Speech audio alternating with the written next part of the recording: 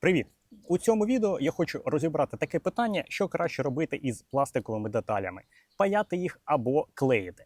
Як бачиш, у мене немає бамперу, я буду втретє його фарбувати, тому що я потрапив у ДТП. І це було друге ДТП за весь мій водійський стаж, коли я був винуватцем саме ДТП. І ситуації були однакові, що в першому, що в другому випадку. Я їхав по другорядній дорозі, виїжджав на головну дорогу. Автомобіль, який рухався переді мною, повернув і поїхав. А я дивився в інший бік, щоб пропустити автомобіль, який рухається по головній дорозі.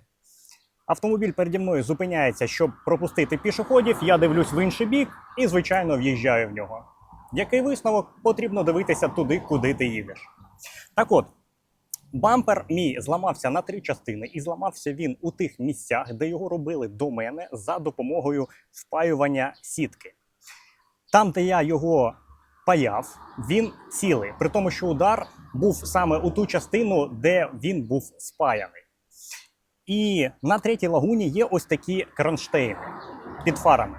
Їхня функція – тримати бампер максимально щільно до корпусу автомобіля. В нього є спеціальні кліпси, і ці кліпси в мене були зламані під час ДТП.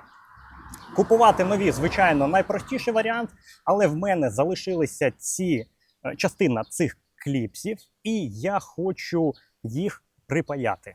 Як саме я паяв? Чи вдалося мені це зробити? І що краще, склеїти чи припаяти, ти зараз побачиш у цьому відео. Ось це мій старий бампер. Як бачиш, тепер він складається з 3 окремих частин. І зламався він саме у тих частинах, де його намагалися лагодити за допомогою або клею, або за допомогою сітки, яку впаюють у пластик.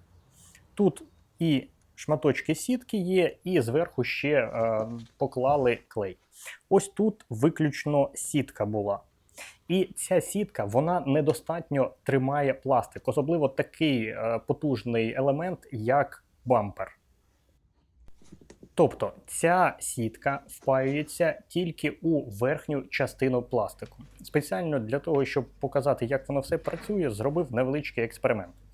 Я взяв 2 шматочки пластику, однакові шматочки, і один шматочок я припаяв. Причому припаяв тільки з однієї сторони, так, щоб інша сторона не трималася.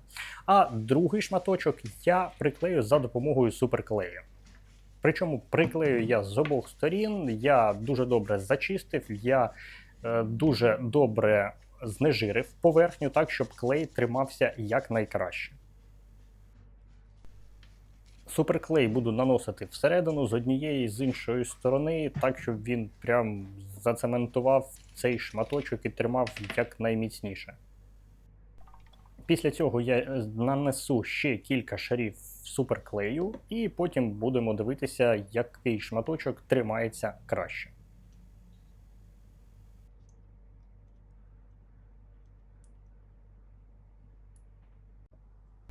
Клей застиг, все готове. Як бачиш, приклеєно з усіх боків ось цей шматочок. А припаяв я тільки з однієї сторони, тут нічого немає, хоча я зайшов майже до кінця. Тобто пропайка там майже на всю товщину пластику. І тепер будемо дивитися, який краще тримається. Це пайка, а це клей. І силу, яку я приклав, була рази в 3-4 менше, ніж та, що я прикладав до пайки. Звичайно, якщо в інший бік потягнути пайку, там, де я не паяв, вона зламається. Тобто паяти потрібно з усіх боків. Але витримав цей шматок навантаження в 4-5 разів більший, ніж клей. Причому кілька шарів клею.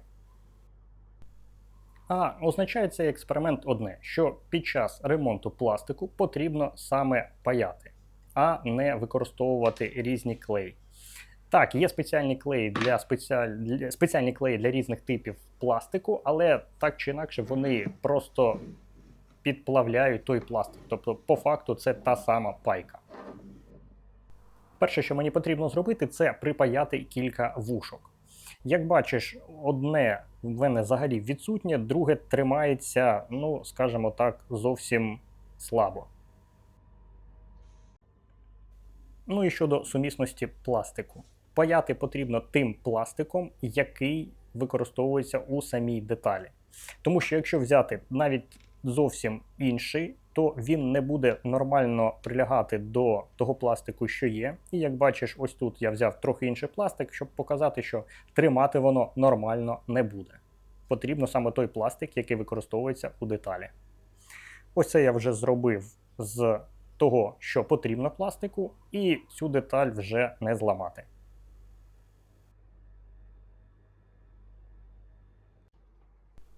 Ось цю передню решітку на власний автомобіль мені довелося паяти, тому що після ДТП вона зламалася. Мені довелося припаювати горизонтальні та вертикальні полоси, а також сам корпус був зламаний.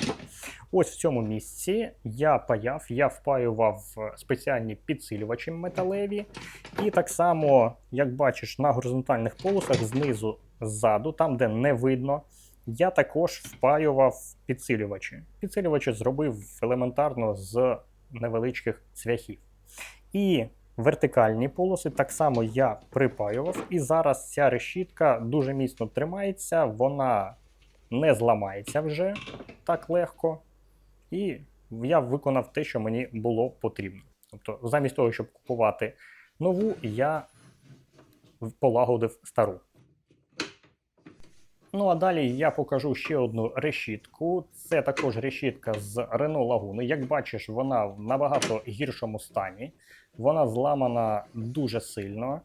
Я її відремонтував ще не остаточно, тому що тут не вистачає частин. І оці частини мені дуже важко з чогось зробити. Я пробував зробити їх з гіпсу відлити і потім залити форму, але в мене ще це не вдалося.